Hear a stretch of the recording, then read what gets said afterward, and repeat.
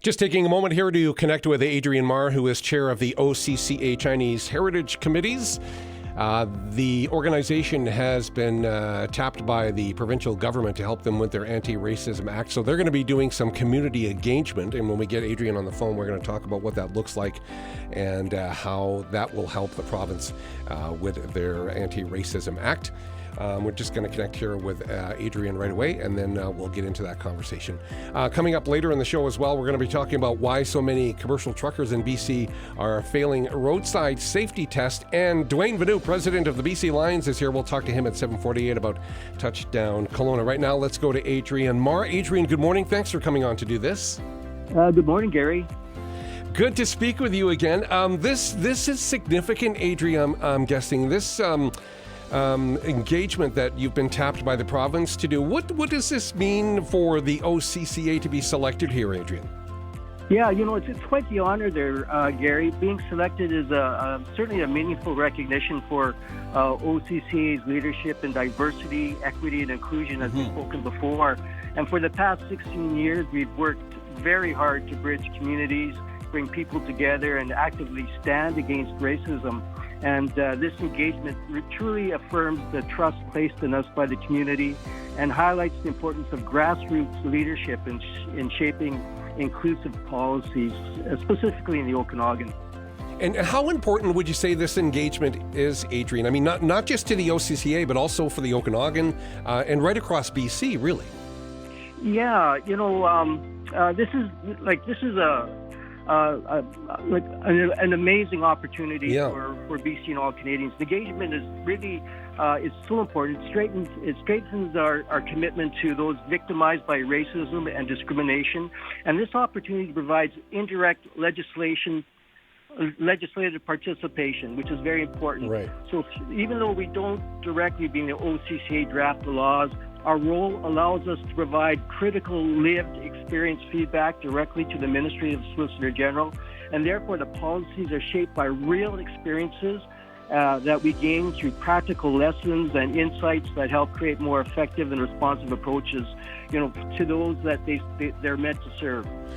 That feedback that you speak to, Adrian, and I guess comments, etc., how will that be collected by OCCA?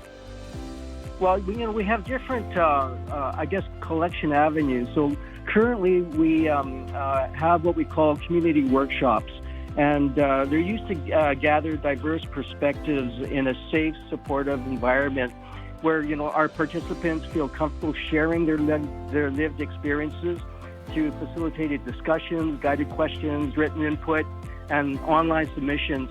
And we will use future workshops to specifically identify racism and discrimination issues, as well as we have ongoing partnerships and collaborations with local schools. As you know, students, that's a platform are used to understand anti-racism awareness and also the staff.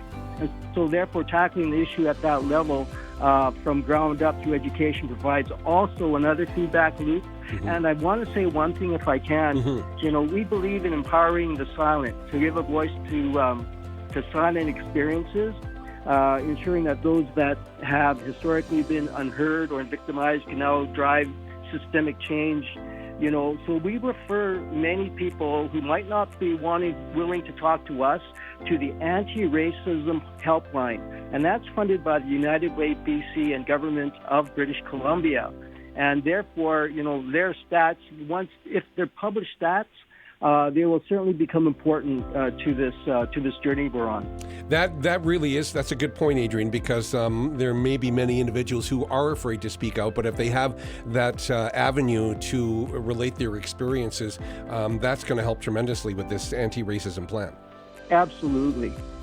In conversation here with Adrian Marr, who is the chair of the OCCA Chinese Heritage Committee. The OCCA Communities Association in Kelowna has been selected by the provincial government to provide engagement input on the government's anti-racism action plan. You spoke, Adrian, to some of the education that you do in regard to the schools. Are there other education or supports that OCCA currently provides?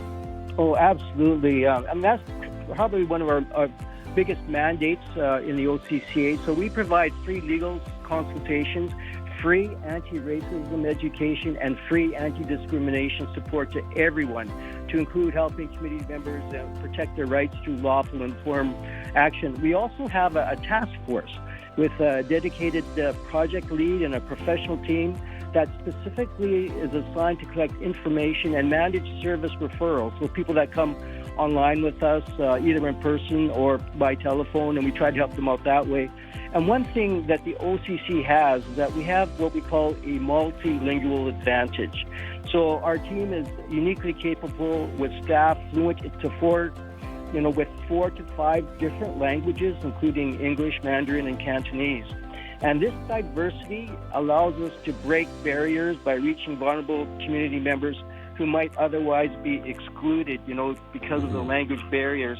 And so we like to consider that, when we talk to them, our feedback can be viewed as the amplified of local voices, ensuring that specific challenges faced by these Chinese or racialized communities in the Okanagan are heard and reflected in the provincial anti-racism action plan. And Adrian, is there a message that you have, or perhaps something from the OCCA? Is there a message regarding combating racism in our communities that you have for everyone listening? Yes, I guess our message is simple. Mm-hmm. Combating racism is a shared responsibility.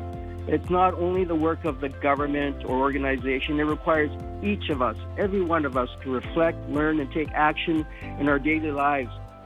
When we stand together, we create an Okanagan and a British Columbia where everyone has the opportunity to thrive equally and fairly. And there's a slogan that we always refer to: your voice, our action, BC's future. Well said, Adrian. Do you know when we might see the results of this engagement in the plan by the province, or is that some months out yet? Do you know?